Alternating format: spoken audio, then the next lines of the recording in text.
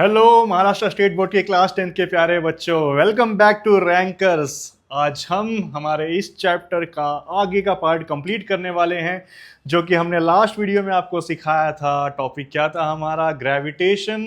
आप लोगों को मैंने ग्रेविटेशन क्या होता है ये बताया था, प्लस उसकी स्टोरी बताई थी। हमने केपलर भाई साहब के लॉज पढ़े थे, राइट? और भी बहुत सारी चीजें हमने कवर करी थी। तो चलते हैं, आगे बढ़ते हैं आखिरी पड़ाव की ओर। ठीक है, कुछ टॉपिक्स बचे हैं हमारे और न्यूमेरिकल सेशंस हैं। ठीक है, न्यूमेरिकल क्वेश्चंस करने हैं हमें आज के इस सेशन में। तो चलिए शुरुआत करते हैं। तो सबसे पहला टॉपिक जो है हमारा वो है acceleration due to gravity. Okay, इसके बारे में लास्ट लेक्चर में भी मैंने आप लोगों को थोड़ी सी चीजें बताई थी।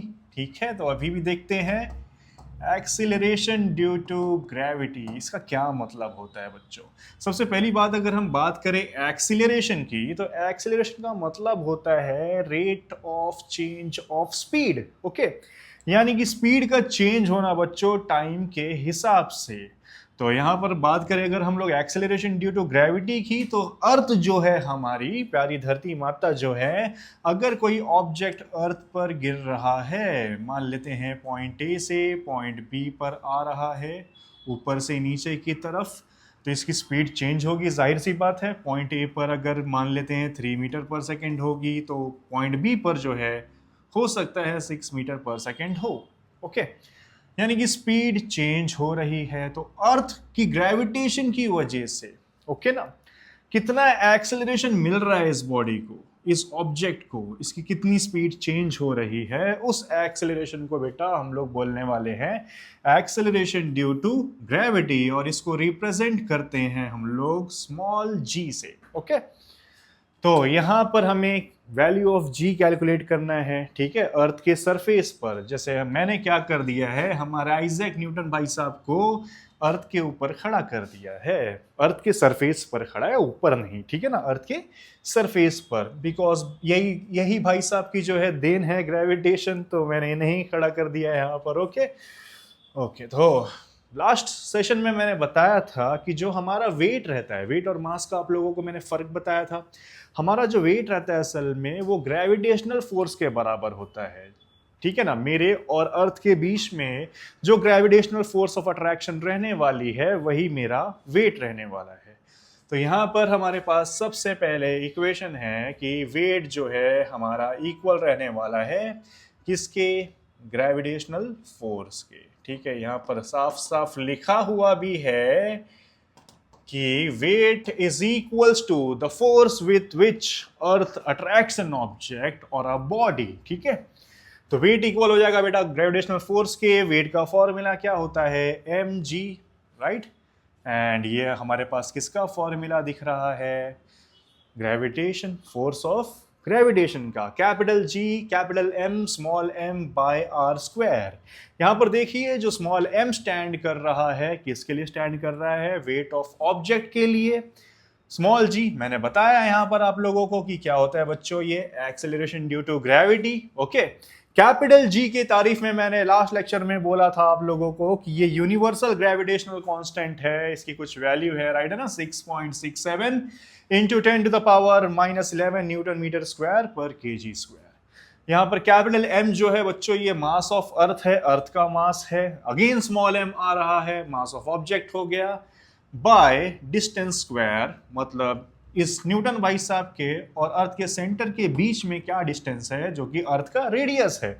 तो डिस्टेंस का मैंने क्या कर दिया बच्चों? स्क्वायर कर दिया। ठीक है, क्योंकि मैं यहां पर अर्थ का सेंटर बोल रहा हूं, इसका रीजन ये है कि अर्थ हर ऑब्जेक्ट को अपने सेंटर की तरफ अट्रैक्ट करती है। ठीक है, ग्रेविटेशनल फोर्स अब अप्लाई कर रही है, वो अपने सेंटर की ओर खींचना चाह रही है ऑब्जेक्ट को। तो देखिए वेट इक्वल हो गया किसके? Gravitational force between the earth and the object. यहां से मैंने क्या कर दिया, बोला एम और एम भाई तुम जा सकते हो कैंसिल कर देते, बिकॉज दोनों सेम चीजें हैं, इक्वल टू की साइन के लेफ्ट साइड और राइट साइड में, तो कैंसिल आउट हो गए। तो हमारे पास स्मॉल जी की वैल्यू क्या बच रही है बच्चों? Small g is equals to capital G capital M by R squared. Okay, ये है फॉर्मूला किसका? Acceleration due to gravity on the surface of earth का।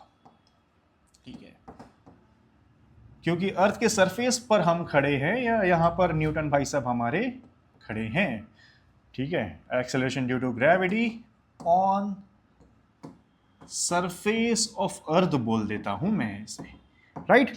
तो ये हमारा फॉर्मूला बनकर रेडी हो गया यहाँ पर। बस इसमें क्या करना है, कैपिटल जी की वैल्यू पुट करनी है, कैपिटल एम जो कि मास ऑफ अर्थ है इसकी वैल्यू हमने पुट कर दी, बाय डिस्टेंस स्क्वायर यानी कि अर्थ का जो रेडियस है उसको हमने जो है यहाँ पर लिख दिया। लिखने के बाद जब हमने सॉल्व किया तो हमें कितनी वैल्यू आ रही है, अप्रोक्सीमेटली 9.8 मीटर पर सेकेंड स्क्वायर। ये मैं आगे चलकर बताऊंगा कि अर्थ के हर पोजीशन पर ये फिक्स वैल्यू नहीं रहती है, चेंज होती रहती थोड़ी बहुत, वो आगे डिस्कस करेंगे हम लोग। लेकिन इन जनरल आप लोगों को पकड़ के चलना है कि ये जो स्मॉल जी है यानी कि एक्सेलरेशन ड्यू टू ग्रेविटी है बच्चों, इसकी वैल्यू कितनी है, 9.8 मीटर पर सेकेंड स्क्वायर। ओके ना, सारी वैल्यूज पुट करने के बाद क्लियर, नियर नहीं यहां पर बोल देते हैं on the surface of earth. I hope ये टॉपिक आप लोगों को समझ में आया होगा। नेक्स्ट अगर हम आगे बढ़े तो मैंने बोला कि ये जो एक्सेलरेशन ड्यू टू ग्रेविटी जो हमने कैलकुलेट करी अभी 9.8, ठीक है ना, ये सिर्फ अर्थ के सरफेस के लिए है। अगर कोई ऑब्जेक्ट अर्थ के ऊपर खड़ा हुआ है, जैसे मैं खड़ा हुआ हूं अर्थ पर, ठीक है, आप लोग भी खड़े रहते हो, ओके। तो यहां पर हम डिस्कस करने वाले बच्चों variation in the value of small G. Small G की वैल्यू वेरी कैसे करती है, कहां कहां करती है, क्या क्या फर्क नजर आता है उसमें, कैसे कैसे चेंज होती है, ठीक है। सबसे पहली बात है यहां पर हाइट, ठीक है ना। क्या कह रहा है यहां पर, हाइट पर अगर मैं जा रहा हूं तो G decreases as you move above the earth surface. कैसे, ठीक है ना।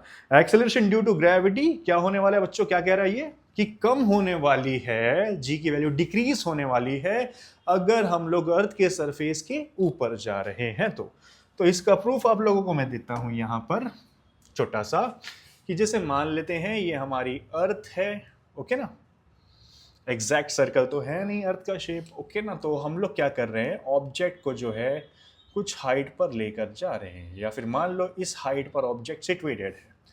अर्थ हमेशा ऑब्जेक्ट को कहां पर अट्रैक्ट करेगी बच्चों, अपने सेंटर की तरफ, राइट, ओके ना। अर्थ हमेशा ऑब्जेक्ट को अट्रैक्ट करने वाली है अपने सेंटर की तरफ।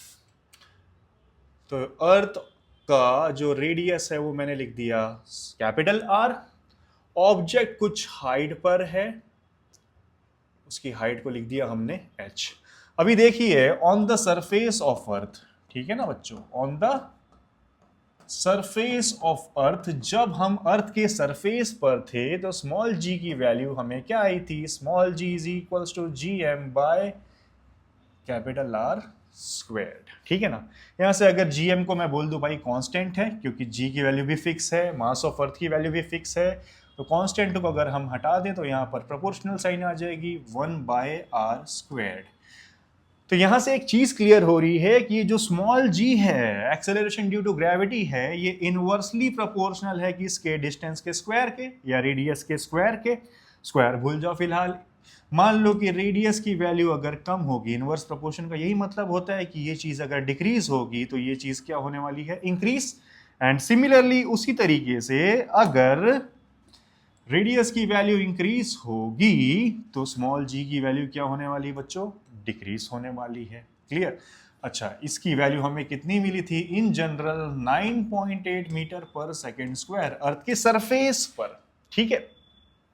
बट अगर मैं हाइट पर जा रहा हूं, ठीक है, और हाइट कितनी है यहां पर h, ओके, हाइट कितनी है h, तो यहां पर अगर मैं एक्सेलरेशन ड्यू टू ग्रेविटी देखना चाहूं उसको मैं जी एच बोल देता हूं, फॉर्मूला सिमिलर रहेगा G M by, but distance जो है, रेडियस, अर्थ का रेडियस तो नहीं है डिस्टेंस, डिस्टेंस क्या है बच्चों, ये आर, अर्थ का रेडियस प्लस ये हाइट। तो यानी कि यहाँ पर जो डिस्टेंस है उसको मैं स्मॉल आर भी बोल देता हूँ, ठीक है, स्मॉल आर कह देता हूँ। तो g h is equal to G M by, distance की पोजीशन पर स्मॉल आर रखा मैंने, ठीक है, स्मॉल आर स्क्वायर। अब क्या कर देते हैं प्यारे बच्चों, हम लोग जो है स्मॉल आर की वैल्यू पुट कर देते हैं। स्मॉल आर क्या बनेगा यहाँ से अगर हम देखें तो capital R plus height, okay. तो ये क्या हो जाएगा, आर प्लस एच का होल स्क्वायर्ड, राइट है ना, ओके। अब अगर आगे बढ़े हम, यहां पर भी मैं क्या कर रहा हूं, इस कैपिटल जी और इस कैपिटल एम को कांस्टेंट बोलकर हटा रहा हूं, तो प्रोपोर्शन की साइन आ रही है 1/r+h² ठीक है।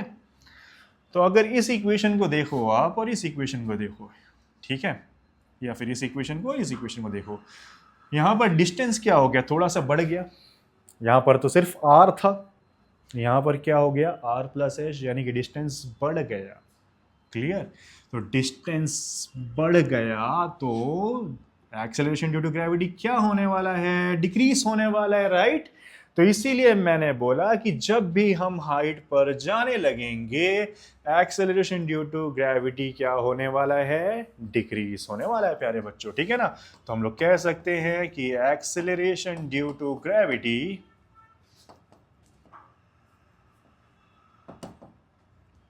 decreases with increase in height of object, या फिर increase in height कह दो, above the earth surface। ये बहुत ही इंपॉर्टेंट पॉइंट है आप लोगों के लिए, एमसीक्यू में आ सकता है प्यारे बच्चों, ठीक है ना, कि अगर हम हाइट को इंक्रीज करेंगे, ठीक है, तो एक्सेलरेशन ड्यू टू ग्रेविटी क्या होने वाला है प्यारे बच्चों, डिक्रीज होने वाला है। नेक्स्ट वेरिएशन की तरफ अगर हम चले तो क्या कह रहा है, डेप्थ की बात कर रहा है, यानी कि अर्थ के अंदर मैं अगर जा रहा हूं होल करके, ठीक है, तो डेप्थ पे जब हम जा रहे हैं तो क्या कह रहा है यहां पर कि जी डिक्रीसेस, स्मॉल जी डिक्रीसेस, यानी कि एक्सेलरेशन ड्यू टू ग्रेविटी यहां पर भी क्या होने वाला है, डिक्रीज होने वाला है as you move below the earth surface. Earth के सरफेस के अंदर अगर हम जाने लगे तो एक्सेलरेशन ड्यू टू ग्रेविटी क्या होगा, कम होगा। तो इसको भी देख लेते हैं यहां पर कि ये अर्थ है, ठीक है, मान लेते हैं कुछ डेप्थ, अब हाइट को तो मैं h से रिप्रेजेंट कर रहा था, ऑब्जेक्ट को मैं यहाँ पर होल करके ड्रिल करके कुछ हाइट h या फिर डेप्थ बोल दो d, ठीक है, कुछ डेप्थ d तक लेकर गया, अब ऑब्जेक्ट यहाँ पर आ गया, ठीक है ना। अर्थ हमेशा कहाँ पर अट्रैक्ट करने वाली है, अपने सेंटर की तरफ। ऑब्जेक्ट यहाँ पर है तो ऑब्जेक्ट और अर्थ के सेंटर का डिस्टेंस देखेंगे हम, क्या देखेंगे, ऑब्जेक्ट और अर्थ के सेंटर का डिस्टेंस, तो वो तो ये रहने वाला है, उसे मैं स्मॉल r कह देता हूं, राइट। अब स्मॉल r जो है उसकी वैल्यू अगर मुझे चेक करनी है, ठीक है, तो कैसे करेंगे हम, यहां से लेकर यहां तक क्या है बच्चों, अर्थ का रेडियस है ना। रेडियस से अगर इस डेप्थ को, इस डिस्टेंस को मैं हटा दूं तो मुझे स्मॉल r मिलेगा, राइट। तो मैं क्या कह सकता हूं कि स्मॉल r जो है अर्थ का रेडियस माइनस क्या है बच्चों, डेप्थ है, ठीक है, कैपिटल R माइनस डी करे हमने। तो देखो on the surface of earth small g क्या था, gm/r, कैपिटल R स्क्वायर था बच्चों, क्या था, gm/कैपिटल R स्क्वायर्ड। यहाँ से मैंने कैपिटल GM को कांस्टेंट बोला था तो ये प्रोपोर्शनल टू 1/r स्क्वायर हो रहा था। बट डेप्थ की बात करूंगा अगर मैं, एट अ डेप्थ, अगर हम गहराई में जा रहे हैं, डेप्थ में जा रहे हैं, तो यहाँ पर G इज प्रोपोर्शनल टू 1/, अच्छा यहाँ पर ऑब्जेक्ट और अर्थ के बीच का जो डिस्टेंस था क्या था, स्मॉल r था प्यारे बच्चों, स्मॉल r स्क्वायर, ठीक। अब यहाँ पर स्मॉल r की हम क्या कर देते हैं, वैल्यू पुट कर देते हैं बच्चों, स्मॉल r की क्या कर देते हैं, वैल्यू। स्मॉल r मैंने क्या निकाला यहाँ पर, अर्थ का रेडियस माइनस ये डेप्थ, तो अर्थ का रेडियस माइनस मैंने किया डेप्थ, इसका स्क्वायर। तो देखो यहाँ पर क्या हो रहा है, यहाँ पर डिस्टेंस जो है, ठीक है ना, डिस्टेंस जो है क्या हो रहा है, इंक्रीज हो रहा है या डिक्रीज हो रहा है। तो हाँ आप लोग बोलोगे कि सर डिक्रीज हो रहा है तो एक्सेलरेशन ड्यू टू ग्रेविटी बढ़ना चाहिए, है ना। बट यहाँ पर ऐसा क्यों लिखा हुआ है कि G decreases as you move below the earth surface, क्योंकि यहाँ पर प्यारे बच्चों अर्थ का मास भी रोल में आता है। ऑब्जेक्ट जब इस पोजीशन पर है, ठीक है ना, तो अब अर्थ का ये स्फीयर जो रहेगा, इस स्फीयर का जो है मास अप्लाई होने वाला है बॉडी पर। तो हम लोग क्या कहेंगे, बोलेंगे भाई यहाँ पर जो मास है ऑन द सरफेस ऑफ अर्थ वो तो ठीक है, लेकिन डेप्थ की बात करूंगा मैं तो g d will be equals to G M dash by small r square, ठीक है। यानी कि यहाँ पर जो अब नया जो पोर्शन बच रहा है अर्थ का स्फेरिकल हिस्सा, मान लो स्फीयर तो होता नहीं लेकिन सपोज कर लो, तो उसका जो मास है क्या है, m डैश है, ठीक है ना। अब पूरी अर्थ का मास कैपिटल M था यहाँ पर, बट अब इस अर्थ के पोर्शन का जो मास है क्या है, स्मॉल मास क्या हो रहा है बच्चों, डिक्रीज हो रहा है ना। तो ये मास डिक्रीज हो रहा है तो एक्सेलरेशन ड्यू टू ग्रेविटी क्या होने वाला है, इंक्रीज होने वाला है। तो यहाँ से मालूम पड़ रहा है कि डिस्टेंस डिक्रीज हो रहा है तो acceleration due to gravity increase होगा। लेकिन डिस्टेंस और मास के कंपैरिजन की अगर मैं बात करूं तो मास जो है ज्यादा डिक्रीज होता है, ठीक है ना। डिस्टेंस उतना डिक्रीज नहीं होगा, हम ज्यादा कितना किलोमीटर अंदर जा सकते हैं, राइट। तो मास ज्यादा डिक्रीज होगा जिसकी वजह से एक्सेलरेशन ड्यू टू ग्रेविटी क्या होने वाला है बच्चों, बोलो फटाफट। मास डिक्रीज हो रहा है तो एक्सेलरेशन ड्यू टू ग्रेविटी भी डिक्रीज होगा, क्योंकि acceleration due to gravity at depth जो है डायरेक्टली प्रोपोर्शनल है एम डैश के, ठीक है। यानी कि मास अगर डिक्रीज हो रहा है तो जीडी भी क्या होगा, डिक्रीज होगा। डायरेक्ट प्रोपोर्शन में है, राइट, इनवर्स नहीं, डायरेक्ट प्रोपोर्शन में है। और मैंने बोला कि डिस्टेंस का कम होने के कंपैरिजन में मास का कम होना जो है ज्यादा हो रहा है, कम, ठीक है। तो इसीलिए यहाँ पर डेप्थ के बारे में क्या कह रहा है कि small g decreases as you move below the earth surface. Okay, अब यहाँ पर शेप की बात कर रहा है, ठीक है, अर्थ के शेप की, लैटिट्यूड की बात करें अगर हम लोग, ठीक है ना। तो क्या कह रहा है, G is maximum at the poles, G is minimum at the equator, ठीक है। पोल्स पर मैक्सिमम है, ठीक है, और मिनिमम कहाँ पर है, इक्वेटर पर है। इसका रीजन भी क्या कह रहा है कि अर्थ का जो स्फीयर है ऑब्लेट है, यानी कि कुछ अंडे जैसा है, स्फेरॉइड है, परफेक्ट स्फीयर नहीं है, क्लियर। और फिर यहां पर ये भी बोल रहा है कि वेट जो है मैक्सिमम है पोल्स पर और मिनिमम है इक्वेटर पर। इसका भी रीजन देख लेते हैं बच्चों, ठीक है। जैसे देखिए हमारी अगर ये अर्थ है, ओके, अर्थ का सेंटर है यहां पर, क्लियर। सेंटर से अगर एक लाइन में पास कर देता हूं जो अर्थ को दो हाफ में डिवाइड कर रही है, geography, northern hemisphere and southern hemisphere में, ठीक है। तो इसे हम कह देते हैं इक्वेटर। अर्थ का टॉप पोर्शन बच्चों नॉर्थ पोल, अर्थ का जो है बॉटम मोस्ट पोर्शन क्या है, साउथ पोल है, ओके ना, north pole and south pole. अब यहां से अगर आप लोग ऑब्जर्व करो, ठीक है ना, हमारे पास स्मॉल जी का formula on the surface of earth क्या है, G M by capital R squared है। इतना क्लियर हो रहा है हमें। अर्थ की अगर मैं मोशन की बात करूं, यानी कि अर्थ की रोटेशन की बात करूं, तो जब अर्थ खुद में रोटेट कर रही है, क्लियर, अर्थ खुद में क्या कर रही है, रोटेट कर रही है, तो यहाँ पर इक्वेटर के आसपास सेंट्रीफ्यूगल फोर्स आ रही है। कौन सी फोर्स, ठीक है ना, जैसे इसको घुमा रहा हूं मैं तो यहाँ से इक्वेटर के पास से सेंट्रीफ्यूगल फोर्स, ऑपोजिट फोर्स, और ग्रेविटेशन फोर्स किधर रहती है, टुवर्ड्स द सेंटर, ठीक है। एक्शन जब भी होगा बच्चों तो रिएक्शन तो होना है, तो ये जो रिएक्शन हो रहा है कौन सा फोर्स है, सेंट्रीफ्यूगल फोर्स है। जो उभरा पोर्शन है वहां पर ही सेंट्रीफ्यूगल फोर्स एक्ट करेगी। जैसे मटके वाला पॉड बना रहा है, ठीक है, कुम्हार क्या कर रहा है, पॉड बना रहा है, जब उसे घुमा रहा है नीचे से तो बीच का हिस्सा क्या हो रहा है, बाहर की तरफ आ रहा है, तभी पॉड का वैसा शेप रहता है, due to what, due to centrifugal force, ठीक है। तो उसी तरीके से अर्थ का जो ये जो बीच वाला पोर्शन है ये बाहर क्यों निकला हुआ है, सेंट्रीफ्यूगल फोर्स की वजह से। तो सेंट्रीफ्यूगल फोर्स क्या कर रही है, ठीक है, इस फोर्स को, यानी कि ग्रेविटेशनल फोर्स को, जी फोर्स कह रहा हूं मैं, उसको थोड़ा कम कर दे रही है, ठीक है ना।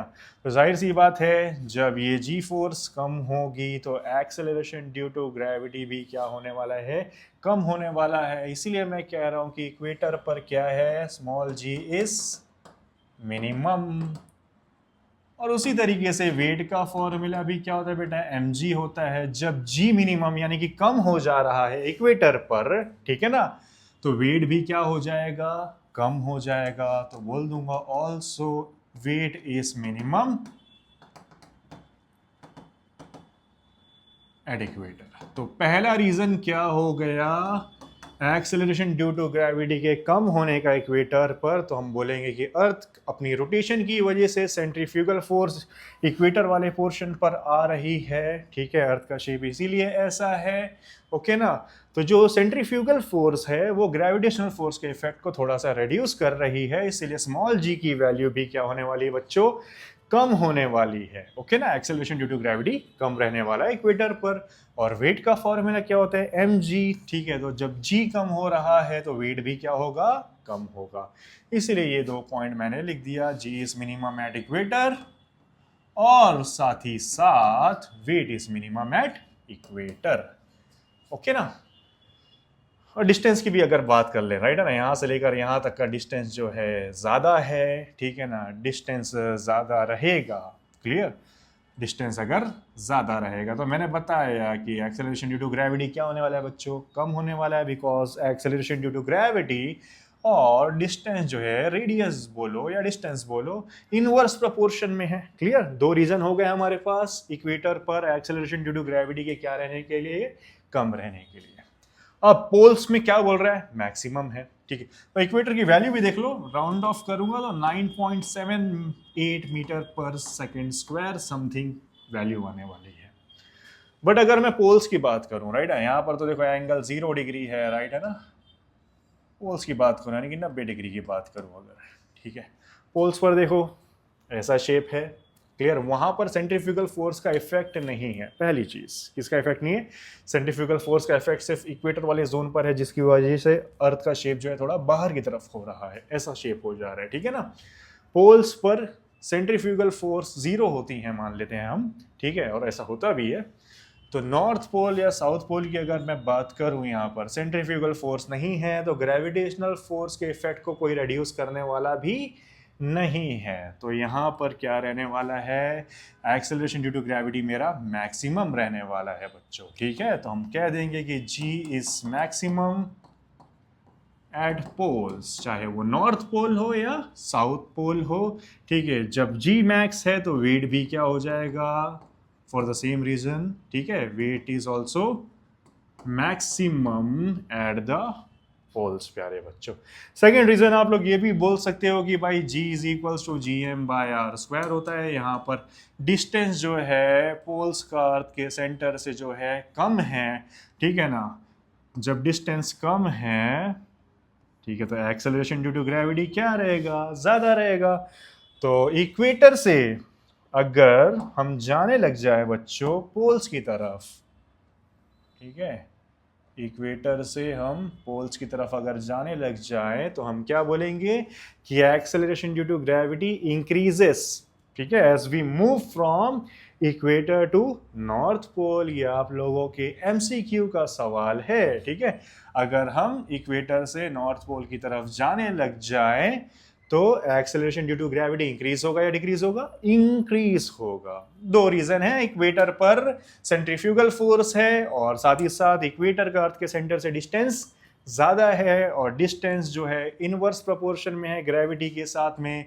तो जब डिस्टेंस ज़्यादा तो एक्सेलरेशन ड्यू टू ग्रेविटी भी क्या हो जाएगी बच्चों, कम हो जाएगी। ठीक है ना, डिस्टेंस ज़्यादा, एक्सेलरेशन ड्यू टू ग्रेविटी कम, 2 रीजन होंगे। और पोल्स की अगर मैं बात करूं तो पोल्स पर क्या हो रहा था, पोल्स पर मैंने बोला डिस्टेंस क्या है, कम है। डिस्टेंस कम है तो एक्सेलरेशन ड्यू टू ग्रेविटी ज़्यादा है, प्लस सेंट्रीफ्यूगल फोर्स भी वहाँ पर काम नहीं कर रही है, तो ग्रेविटेशनल फोर्स को कोई रोकने वाला या अपोज करने वाला वहाँ पर मौजूद नहीं है। क्लियर, ओके, आई होप आप लोगों को ये वेरिएशंस तीनों पसंद आए होंगे और समझ में भी आए होंगे। क्लियर, तो ये था हमारा topic, variation in the value of acceleration due to gravity. Rewind करके वापस से आप लोग देख लेना, अच्छे से क्लियर हो जाएगा। ठीक है, आगे बढ़ते हैं अब। ओके, अब अर्थ के वेट की तो बात हो गई। अर्थ के ऊपर अगर कोई ऑब्जेक्ट है तो उसका जो वेट है क्या रहने वाला है, अर्थ की ग्रेविटेशनल फोर्स के बराबर। अगर हम मून पर चले जाएं, चांद पर चले जाएं, ठीक है ना, तो चांद पर जो है क्या वेट रहने वाला है ऑब्जेक्ट का, सेम रहेगा क्या अर्थ की तरह, नहीं। क्लियर है, क्यों नहीं, आगे देखते हैं, बने रहिए। ठीक है, तो देखो यहाँ पर क्या बोल रहा है कि weight of an object on the moon, earth की अगर मैं बात करूं, ये जो ई है बेस में है बच्चों, ऐसा लिख सकते हैं डब्ल्यू नीचे ई। ठीक है, अर्थ पर जो है किसी भी ऑब्जेक्ट का जो वेट रहने वाला है किसके बराबर रहेगा, gravitational force of attraction between the earth and that object. Again हमने आइजैक न्यूटन को खड़ा कर दिया है, उनको ऑब्जेक्ट बोल रहे हैं हम। तो देखिए G M small m by R square, small m जो है मास है, क्या है, मास है न्यूटन बाई साहब का, वेट नहीं है, क्या है, मास है। कैपिटल एम अर्थ का मास है, और ये जो स्मॉल कैपिटल आर स्क्वायर है ये सेंटर से, अर्थ के सेंटर से न्यूटन बाई साहब के बीच का डिस्टेंस है। क्लियर। अगर मैं मून की बात करूं तो देखो भाई, मून पर जो कोई भी ऑब्जेक्ट का वेट रहने वाला है वो इक्वल रहने वाला है किसके, ठीक है, ग्रेविटेशनल फोर्स जो अप्लाई कर रहा है मून उस ऑब्जेक्ट पर, ठीक है ना, ग्रेविटेशनल फोर्स ऑफ मून बोल देंगे हम। तो यहाँ पर wait of object on moon equal रहेगा, सेम लिखते हैं कैपिटल जी, यहाँ पर मून का मास, ठीक है ना, capital M to the base small m, moon का मास और ऑब्जेक्ट का मास। देखो ऑब्जेक्ट के मास को मैं यहाँ पर चेंज कर रहा हूँ क्या, अर्थ और मून पर नहीं, क्योंकि मैंने आप लोगों को लास्ट सेशन में बताया था ये मास यूनिवर्सली कांस्टेंट है बच्चों, मास कभी भी चेंज नहीं होने वाला है, कहीं पर भी चले जाओ आप लोग, वेट चेंज होगा बट क्या चेंज नहीं होगा, मास चेंज नहीं होने वाला है। तो देखिए ऑब्जेक्ट का मास, ऑब्जेक्ट का मास, एक्चुअली, और ये जो यूनिवर्सल ग्रेविटेशनल कांस्टेंट है इसे यूनिवर्सल क्यों बोला था मैंने बोला था कि ये जो कांस्टेंट है हम कहीं पर भी चले जाए पूरे यूनिवर्स में इसकी वैल्यू चेंज नहीं होने वाली, इसीलिए यहाँ पर भी कैपिटल जी, यहाँ पर भी capital G as it is. बस देखिए यहाँ पर ये मास ऑफ अर्थ है, ये मास ऑफ मून है, बाय। क्लियर। अब आइजैक न्यूटन को मैंने चांद पर पहुंचा दिया, वो बात अलग है कि उनके टाइम पर स्पेसशिप वगैरह नहीं होती थी, ठीक है, मान लेते हैं उनको पहुंचा दिया मैंने वापस रिवाइव करके, ठीक है, जैसा आप लोग गेम में करते रहोगे। तो यहाँ पर जो डिस्टेंस है हमारे न्यूटन भाई साहब का मून के सेंटर से, उसको आर एम कह देता हूँ मैं, ठीक है। तो यहाँ पर हमने लिख दिया आर एम होल स्क्वायर, ठीक है, complete square, wait of object on moon. तो जब हम दोनों को कंपेयर करेंगे, कैलकुलेट करेंगे, रेशियो निकालेंगे, ठीक है, तो वहाँ से जो मुझे वेट ऑफ मून मिलने वाला है, ठीक है, चलिए डिवाइड भी कर लेते हैं इसको, इक्वेशन नंबर 1 कह दे रहा हूँ, इसे नंबर 2 बोल दे रहा हूँ मैं। मुझे wait of object on moon निकालना है बच्चों, wait of object on moon की बात करूंगा तो वेट जो है इक्वेशन नंबर 2 में आ रहा है, तो हम इक्वेशन नंबर 2 को डिवाइड कर देते हैं इक्वेशन नंबर 1 से, ठीक है ना। तो देखिए W weight of object on moon by weight of object on earth will be is equals to, moon के लिए क्या है, G कैपिटल M बेस में स्मॉल m, फिर बाजू में mass of object by R M का स्क्वायर बाय नीचे अर्थ का वेट है, मतलब अर्थ पर जो है ऑब्जेक्ट का वेट है, ठीक है, वो इक्वल है G M, ठीक है, मास ऑफ अर्थ ME कह देता हूँ इसे मैं, फिर small m by radius of अर्थ, ठीक है, का स्क्वायर। ये डिवीजन में है प्यारे बच्चों, इसे अगर मैं मल्टीप्लिकेशन में कर दूं तो ये पलट कर आ जाएगा, ठीक है, टाइम्स ये रिवर्स हो जाएगा, ओके ना, ऐसा R E square by G M E and M. Cancel करें अगर हम, ठीक है, तो क्या क्या चीज़ें कैंसिल होगी, ये जी जी कैंसिल हो जाएगा, स्मॉल एम कैंसिल हो जाएगा, तो क्या बचने वाला है हमारे पास यहाँ पर, ठीक है, W M by W E is equals to capital M base small m radius of earth का स्क्वायर बाय, ठीक है, आर एम स्क्वायर, ठीक है, यहाँ पर और यहाँ पर मास ऑफ अर्थ। ये सारी वैल्यूज जब हम पुट करेंगे तो हमें जवाब आएगा प्यारे बच्चों 1/6, ठीक है। तो weight of object on moon by weight of object on अर्थ, यहाँ से जब इस रिलेशन को हम सॉल्व करेंगे तो weight of object on moon जो है प्यारे बच्चों आएगा 1/6 times wait of object on अर्थ, ठीक है। यानी कि अगर किसी ऑब्जेक्ट का प्यारे बच्चों अगर वेट जो है अर्थ पर 60 है, 60 न्यूटन है, ठीक है, कितना है, 60 है, तो मून पर कितना रहने वाला है बेटा, 6 1 6 10, मून पर 10 न्यूटन रहने वाला है उस ऑब्जेक्ट का वेट। यहां से क्लियर हो रहा है आप लोगों को। सिमिलरली मून की जो एक्सेलरेशन ड्यू टू ग्रेविटी रहेगी, GM बोल देता हूं, ये 1/6 टाइम्स रहेगी acceleration due to gravity of earth के। आई होप ये पॉइंट आपको क्लियर हो रहा है। आगे एक सवाल भी आने वाला है, ठीक है ना, कि प्रूफ करिए, बताइए कि जो है wait of object on moon जो है 1/6 टाइम्स है wait of object of mass on earth के। ठीक है, तो यहाँ पर मैंने वो प्रूफ आप लोगों को दे दिया है। सिंपली क्या किया हमने, अर्थ का वेट लिखा जो कि अर्थ की ग्रेविटेशनल फोर्स के बराबर है, जो ग्रेविटेशनल फोर्स अर्थ ऑब्जेक्ट पर अप्लाई करने वाली है। सेम ऑब्जेक्ट को मैंने चांद पर पहुंचा दिया, ठीक है, अभी तो अपन चांद पर है। ओके, तो यहाँ पर वेट जो है ऑब्जेक्ट का जो मून पर रहने वाला है वो मून की एक्सेलरेशन ग्रेविटेशनल फोर्स के बराबर रहने वाला है। मून जो ग्रेविटेशनल फोर्स ऑफ अट्रैक्शन उस ऑब्जेक्ट के ऊपर अप्लाई करेगा, ठीक है। तो इक्वेशन लिख लिया हमने, 2/1 कर दिया, सिंप्लीफाई करे, सॉल्व करे, वैल्यूज पुट करने के बाद हमें जवाब 1/6 आया। हमने बोल दिया कि जो weight of object on moon है वो इक्वल है 1/6 times to the weight of object on earth के। क्लियर? तो आई होप ये टॉपिक आप लोगों को समझ में आया है अच्छे से। आगे बढ़ते हैं, तो देखिए कंक्लूजन भी देख लेते हैं उस चीज का, ठीक है। कंक्लूजन में यही बोल रहा है कि weight of object on moon is equals to 1/6 times weight on earth. और आगे ये भी बोल सकते हैं कि मून की जो ग्रेविटेशनल फोर्स है मून के सरफेस पर वो अर्थ के ग्रेविटेशनल फोर्स के 1/6 टाइम्स है, ठीक है।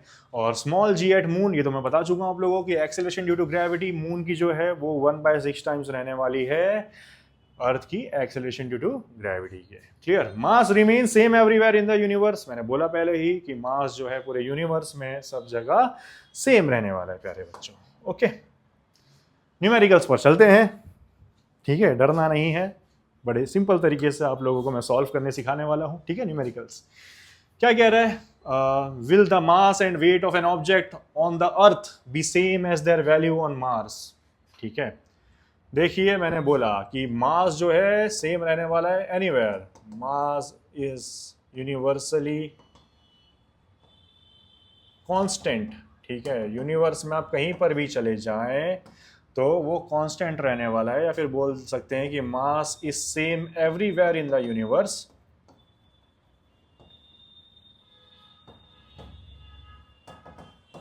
ठीक है, हमारे यूनिवर्स में मास कहीं पर भी जाए हम, amount of matter present in a body, ठीक है, सेम रहने वाला है कहीं पर भी। तो इसीलिए हम कंक्लूड कर सकते हैं, क्लियर, कि एक ऑब्जेक्ट का मास जो है अर्थ पर और मार्स पर सेम रहने वाला है। हम लोग बोल सकते हैं कि therefore mass of an object on earth and Mars will be same. ठीक है, क्या रहने वाला है? सेम रहने वाला है। बट वेट क्या होगा? डिफर करेगा, ठीक है। But weight will not be the same. क्यों बच्चों? क्योंकि वेट जो है डिपेंड करता है किसके? एक्सेलरेशन ड्यू टू ग्रेविटी के। अर्थ पर जो है वेट बराबर है mg के, और मार्स पर जो है वेट बराबर है wait of object on Mars, ठीक है। यहाँ पे चलो मार्स लिख देता हूँ मैं, बराबर है mg के। अब अर्थ पर जो है एक्सेलरेशन ड्यू टू ग्रेविटी की वैल्यू अलग रहने वाली है। मार्स की साइज सेम, सॉरी, अर्थ की तरह सेम नहीं है, डिफरेंट है। मास की अगर मैं बात करूँ, मार्स के मास की, वो भी डिफरेंट है। तो मार्स पर बेटा जो है एक्सेलरेशन ड्यू टू ग्रेविटी जो है उसकी वैल्यू डिफरेंट रहने वाली है एज कंपेयर टू अर्थ, ठीक है। तो अर्थ का 9.8 है, मार्स का हो सकता है 9 हो, ठीक है। तो जिसकी वजह से वेट दोनों जगह पर क्या रहने वाला है? डिफरेंट रहने वाला है। तो हम क्या कह सकते हैं कि मास कहीं पर भी चले जाए, हम अर्थ पर हैं या मार्स पर हैं, मास दोनों जगह पर सेम रहेगा, बट वेट डिफर करेगा, क्योंकि planets to planets acceleration due to gravity की जो वैल्यू रहती है बच्चों वो चेंज होती रहती है। क्लियर? जब एक्सेलरेशन ड्यू टू ग्रेविटी की वैल्यू चेंज हो रही है प्लैनेट टू प्लैनेट, तो वेट भी क्या होगा? ऑब्जेक्ट का चेंज होने वाला है, ठीक है। नेक्स्ट आगे बढ़ते हैं हम। Show that the weight of an object on the moon is nearly 1/6 times its weight on earth। ठीक है, ये चीज मैं आप लोगों को ऑलरेडी प्रूफ करा चुका हूं, फिर भी एक बार और देख लेते हैं, ठीक है। पहले मैं लिख रहा हूं wait of an object OBJ, ठीक है, ऑन अर्थ। क्या रहेगा? Wait of an object on earth equal रहेगा ग्रेविटेशनल फोर्स, जो ग्रेविटेशनल फोर्स अर्थ जो है उस ऑब्जेक्ट पर अप्लाई कर रही है, कैपिटल G, कैपिटल M अर्थ का मास, फिर ऑब्जेक्ट का मास लिया मैंने, ठीक है, फिर अर्थ का रेडियस का स्क्वायर। इसको इक्वेशन नंबर 1 बोल दिया, ठीक है। यहाँ पर मास के नीचे ई लिख देता हूँ मैं, यहाँ पर रेडियस के नीचे ई लिख देता हूँ अर्थ के रेडियस के लिए। स्मॉल एम के नीचे मैंने ई नहीं लिखा क्योंकि मास सब जगह सेम रहेगा। कैपिटल जी के नीचे मैंने ई नहीं लिखा क्योंकि कैपिटल जी भी सब जगह सेम रहेगा, ओके। उसी तरीके से मैं यहाँ पर बोलता हूँ wait of an object on Mars या फिर मून, चलो मून की बात हो रही है यहाँ पर बच्चों, ठीक है। तो weight of an object on moon will be is equal to capital G capital M small m by R square. यहाँ पर मास ऑफ मून के लिए कैपिटल एम के नीचे छोटा सा एम लगा देता हूँ मैं। उसी तरीके से डिस्टेंस, अर्थ जो मून का जो रेडियस है वो अर्थ से डिफरेंट है, तो मून के रेडियस को हम लोग R to the base M कह देते हैं। क्लियर, इसे इक्वेशन नंबर 2 बोल देता हूँ मैं, ठीक। मुझे क्या दिखाना है कि weight of an object on moon इस, यानी कि weight of an object of on moon जो है वो लेफ्ट साइड पर रहना चाहिए, ठीक है। उसकी वैल्यू निकालना है मुझे। तो इक्वेशन नंबर 2 में आ रहा है बच्चों, तो 2 को डिवाइड कर देते हैं हम किससे, 1 से। Dividing 2 by 1, okay. तो W M by W E, okay, this will be equals to G M E M by R. 1 second, ठीक है। इक्वेशन नंबर 2 की वैल्यूज लिख लेते हैं। क्या है, G capital M small M M by R squared M, okay ना, by equation number 1 में क्या है, राइट हैंड साइड पर हमारे पास G M to the base E M by R E squared. Division है ऐसे, मल्टीप्लिकेशन में अगर मैं कर दूं तो क्या हो जाएगा, G M M small m by R square M times, ये पलट कर आएगा, ये हो जाएगा R E square by G M E M, okay ना। कैंसिल कर लेते हैं, capital G cancel, small m cancel. ये जो वैल्यूज बच रही है इनकी, यहाँ पर दिया गया मैग्नीट्यूड हमें, ठीक है। रेडियस ऑफ अर्थ की वैल्यू दी गई है, रेडियस ऑफ मून की वैल्यू दी गई है, मास ऑफ अर्थ दिया गया है, मास ऑफ मून दिया गया है। ये सारी वैल्यूज पुट करेंगे तो यहाँ पर जवाब 1/6 आएगा हमें, ओके ना, अप्रोक्सीमेटली, ठीक है। तो देयरफॉर हम यहाँ से बोल सकते हैं कि weight of an object on moon is equals to 1/6 times, ये डिवीजन में है, इसे यहाँ पर भेज देंगे तो मल्टीप्लाई में आ जाएगा, wait of an object on अर्थ। इस तरीके से हमने बेटा, ये हॉट्स का सवाल है, इसे हमने क्या कर दिया, प्रूफ कर दिया। आई होप आप लोगों को मजा आ रहा है और समझ पा रहे हो हमने क्या सिखाया, ठीक है। आगे बढ़ते हैं, ओके। नेक्स्ट ये न्यूमेरिकल है हमारे पास, ओके ना।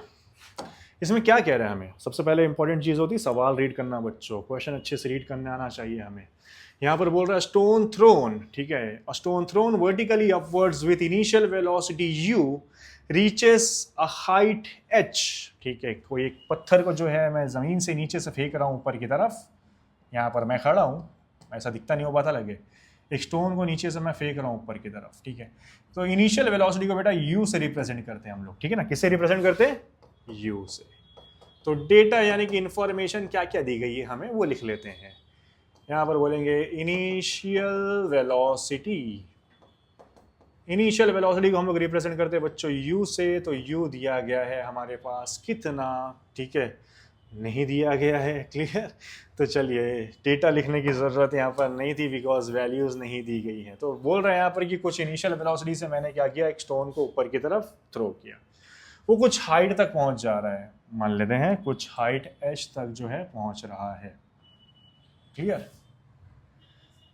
बिफोर कमिंग डाउन, नीचे आने से पहले कुछ हाइट h तक पहुँच गया। हमें क्या दिखाना है कि show that the time taken to go up is same as the time taken to come down. अब जाहिर सी बात है, पत्थर को ऊपर फेंकूंगा तो ग्रेविटी की वजह से वो नीचे आने ही वाला है, ठीक है। तो मुझे क्या दिखाना है, ठीक है, प्रूफ क्या करना है, अब जाने का टाइम यानी कि t to the base u equal है पत्थर के, स्टोन के नीचे आने के टाइम के बराबर है। ये चीज मुझे प्रूफ करके दिखाना है, क्लियर।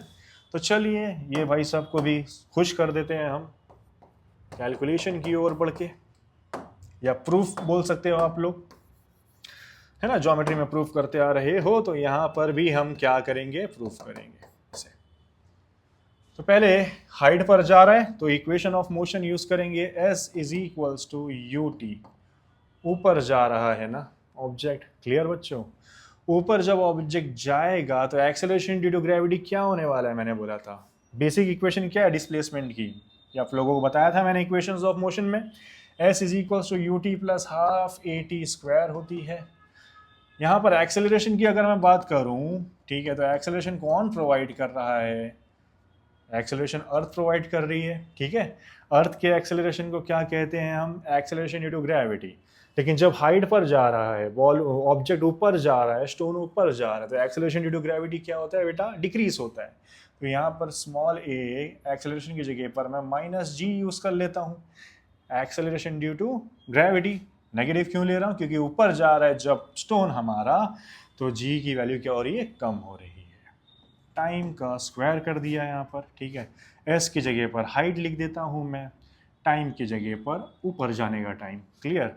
इनिशियल वेलोसिटी, कुछ इनिशियल वेलोसिटी ऑब्जेक्ट के पास रहने वाली है, ठीक है, यू लिख देता हूँ मैं यहाँ पर, ओके ना। तो ये हो जाएगा u T U plus 1/2 minus g t you square.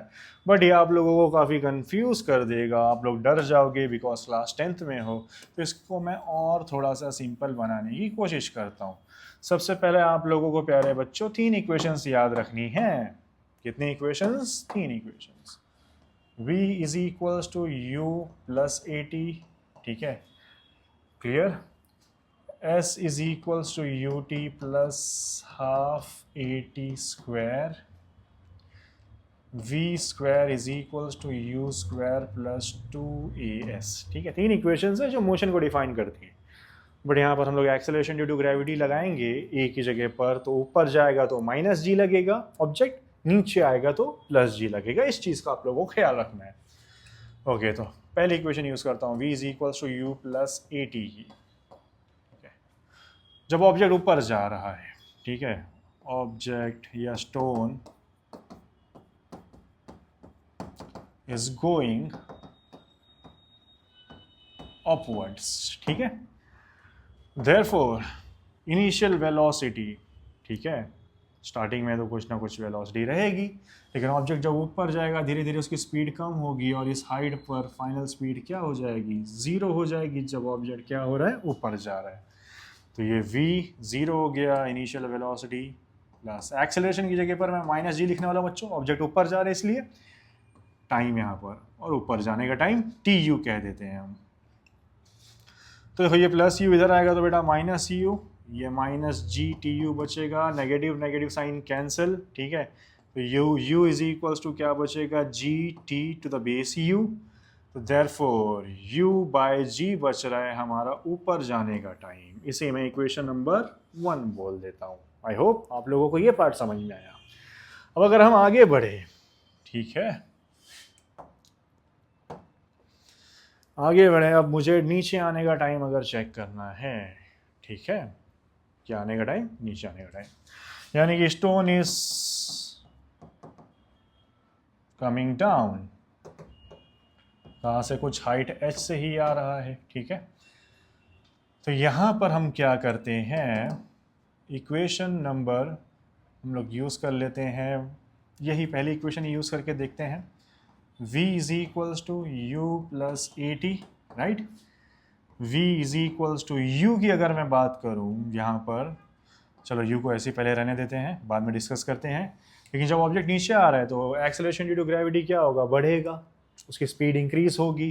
तो यहाँ पर a की जगह प्लस जी ले लेता हूँ मैं t, ओके। यहाँ पर जो टाइम है, नीचे आने का टाइम है, तो इसको t to the base d बोल दिया हमने।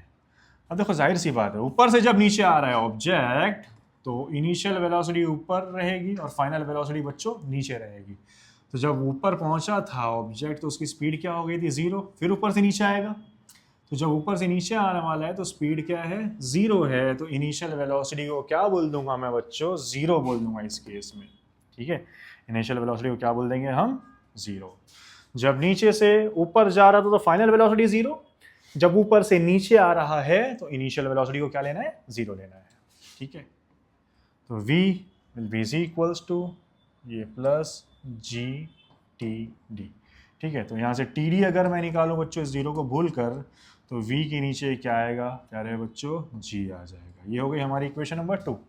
अब मुझे क्या करना है, दोनों इक्वेशन को सेम दिखाना है कि टी यू बराबर है किसके, टी डी की। लेकिन यहाँ पर प्रॉब्लम कौन क्रिएट कर रहा है, यहाँ पर u बाय जी है, यहाँ पर भी क्या होना चाहिए u बाय जी। तब भी मैं बोल सकता हूँ कि ऊपर का टाइम और नीचे का टाइम क्या है, सेम है। ठीक है, तो इस v का कुछ जुगाड़, कुछ बंदोबस्त हमें करना पड़ेगा। ठीक है ना, ओके। तो अब हम क्या करते हैं, इस सेकंड इक्वेशन या इस थर्ड इक्वेशन की जो है हेल्प लेते हैं, बोलते हैं भाई आइए हमारी मदद कीजिए। ठीक है, इनकी हम हेल्प लेने जा रहे हैं। चलिए मैं अगर इस इक्वेशन की हेल्प लूँ, थर्ड इक्वेशन की हमारे पास, या फिर मैं सेकंड इक्वेशन की लेता हूँ क्योंकि मेरे पास हाइट भी है h। तो s is equals to u t plus half a t square. Okay ना, यहाँ पर s की जगह पर हमने ले लिया, अगर मान लेते हैं ऑब्जेक्ट जो है ऊपर से नीचे आ रहा है। ठीक है ना, या इसे मत लो, थोड़ा प्रॉब्लम क्रिएट हो जाएगी। हम यूज़ कर लेते हैं हमारी लास्ट वाली इक्वेशन जिसमें इनिशियल वेलोसिटी और फाइनल वेलोसिटी दोनों आ रही है। ठीक है, v is equals to v square is equals to u square plus 2as। Okay, v का स्क्वायर बराबर है किसके, u स्क्वायर प्लस 2as के। तो यहाँ से इसके अंदर ये स्क्वायर इधर आएगा तो क्या हो जाएगा, स्क्वायर रूट हो जाएगा। तो v will be is equals to square root of u square plus 2as लिख दिया मैंने। ठीक है, ओके ना, u प्लस ए टी है ना, यहाँ से v बराबर है किसके, u प्लस ए टी के।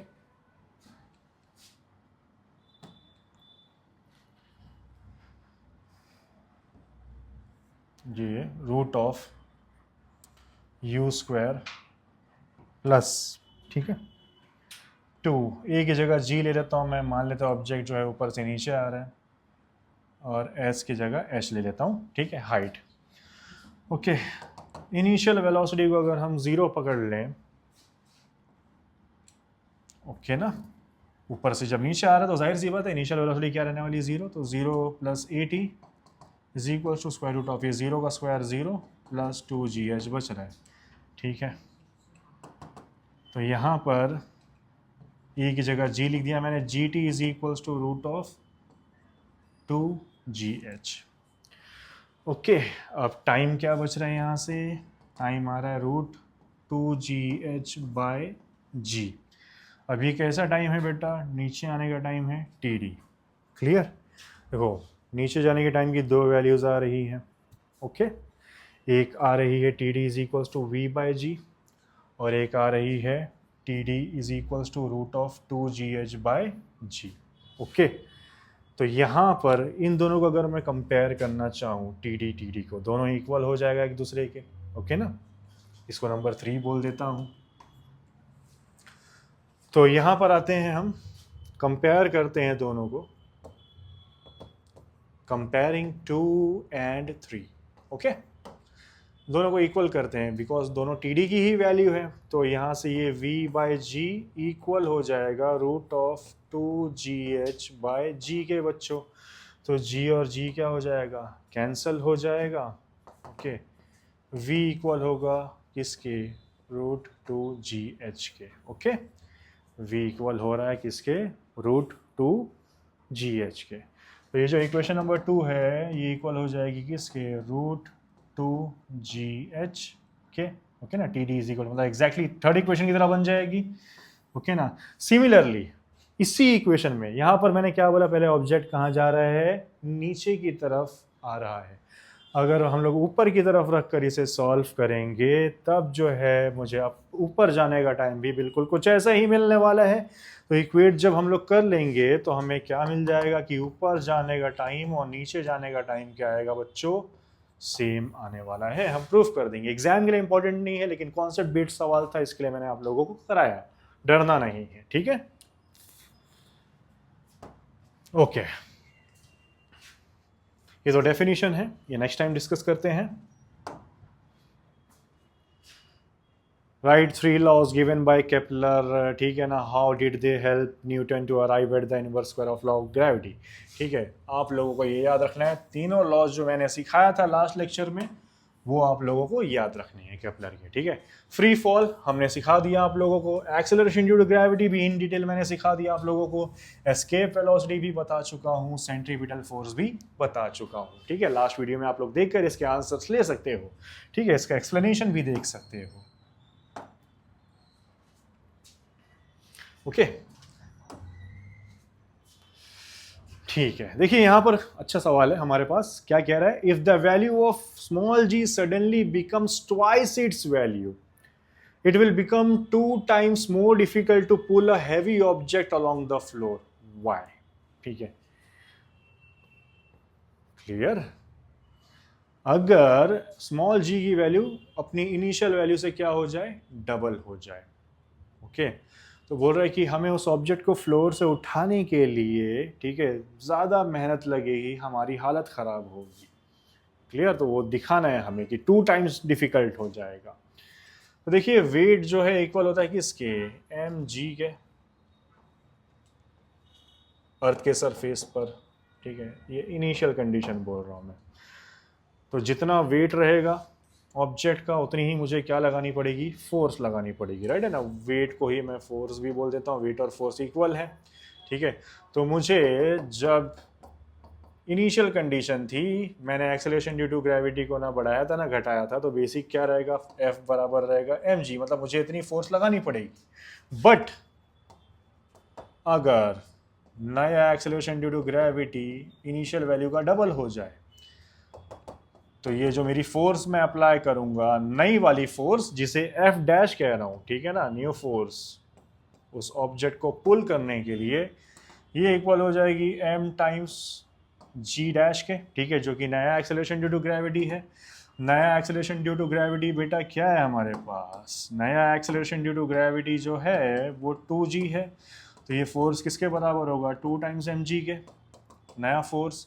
तो नया फोर्स इक्वल हो रहा है 2 टाइम्स mg, क्या होता है बेटा, वेट होता है। ठीक है, तो डबल हो रहा है कि नहीं हो रहा है, ये हमने क्या कर दिया, प्रूव कर दिया। क्लियर, यानी कि इनिशियल कंडीशन पे अगर मैं फोर्स F अप्लाई कर रहा हूँ, ठीक है, क्योंकि ऑब्जेक्ट का जो वेट है W है, बाद में जब वेट अपना acceleration due to gravity double हो रहा है तो वेट भी क्या हो रहा है, डबल हो रहा है, तो उसे उठाने वाली फोर्स भी क्या हो जाएगी प्यारे बच्चों, डबल हो जाएगी। क्लियर है।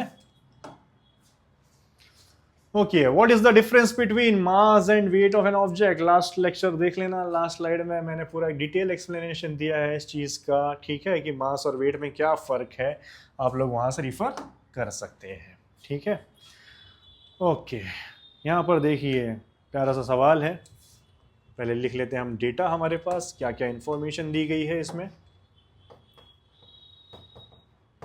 महेंद्र एंड विराट दो दोस्त हैं, महेंद्र सिंह धोनी और विराट कोहली मान लेते हैं हम, और sitting at a distance of 1 metre from each other.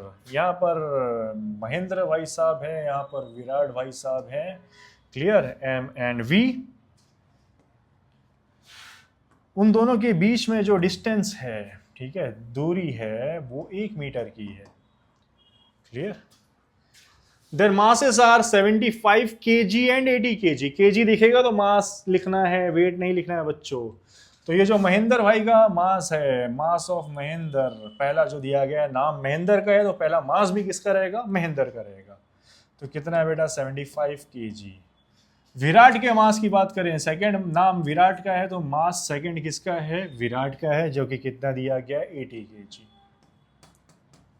हमें कह रहा है what is the gravitational force between them.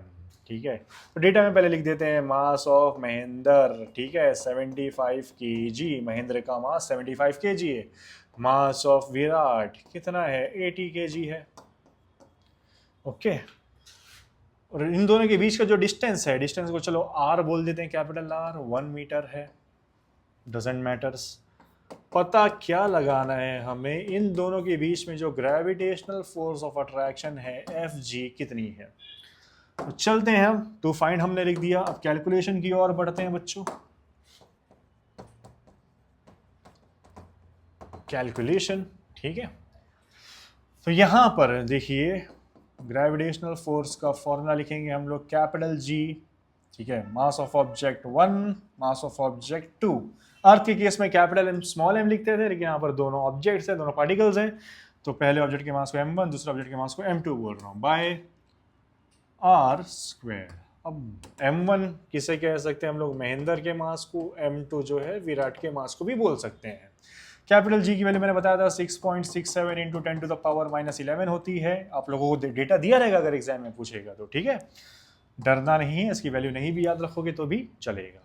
m1 कितना है 75, m2 कितना है 80 बाय आर का स्क्वायर यानी कि 1 का स्क्वायर, डिस्टेंस इन दोनों के बीच में 1 है, 1 का स्क्वायर तो बच्चों 1 ही होता है। ये 6.67 को राउंड ऑफ करके मैं 6.7 बोल देता हूँ, into 75 into 80 into 10 to the power -11। Okay, यहाँ पर क्या करता हूँ, एक जीरो हटा देता हूँ तो यहाँ से पॉइंट हट जाएगा, तो ये सिंपली 67 हो जाएगा। जैसे जानते ना 6.7 को 10 से मल्टीप्लाई करेंगे तो 67 बनेगा, सिमिलरली उसी तरीके से जीरो हटाया एक पॉइंट हट गया। Clear, 67 times 75 times 8 times 10 to the power -11। Okay, 75 को फटाफट हम 8 से मल्टीप्लाई कर लेते हैं बच्चों, 8 5 ज़ार 40, 8 7 ज़ार 56 एंड 4 60, 600। ठीक है, तो कितना हो जाएगा बेटा 600 into 67 into 10 to the power -11। Okay, अब 6 को 67 से मल्टीप्लाई करेंगे, ज़्यादा 600 लिखने की ज़रूरत नहीं है, ठीक है। 7 6 ज़ार 42, 2 यहाँ पर 4 यहाँ पर, 6 6 ज़ार 36 एंड 4 40 हो जाएगा 402। तो 402 लिखा, ये 2 0 है ना, तो इसको ऐसा लिख देते हैं हम 10 का पावर 2।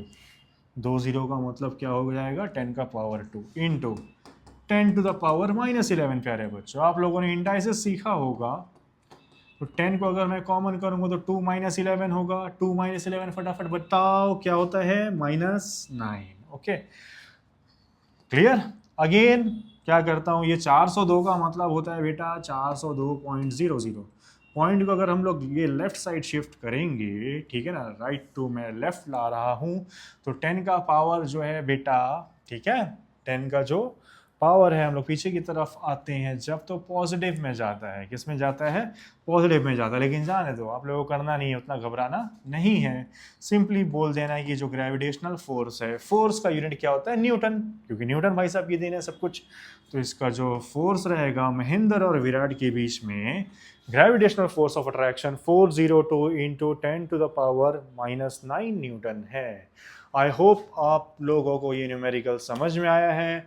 आगे की न्यूमेरिकल्स एंड जो प्रीवियस ईयर बोर्ड के क्वेश्चंस हैं उन्हें हम नेक्स्ट लेक्चर में सॉल्व करेंगे, क्योंकि आप लोगों को इतना काफ़ी ज़्यादा हो गया रहेगा अभी के लिए। तो अगले सेशन में छोटा सा सेशन रहेगा, 4 से 5 न्यूमेरिकल और हैं एंड प्रीवियस ईयर बोर्ड के क्वेश्चंस हैं, कुछ फटाक से हम सॉल्व कर लेंगे। आप लोगों का ये चैप्टर जो है काफ़ी अच्छे से कवर हो चुका है और आप लोगों को कोई दिक्कत नहीं आनी चाहिए। I wish all the very best to you all प्यारे बच्चों। अगले लेक्चर में हम इसकी कहानी खत्म करते हैं। चलिए बने रहिए हमारे साथ रैंकर्स में। Thank you.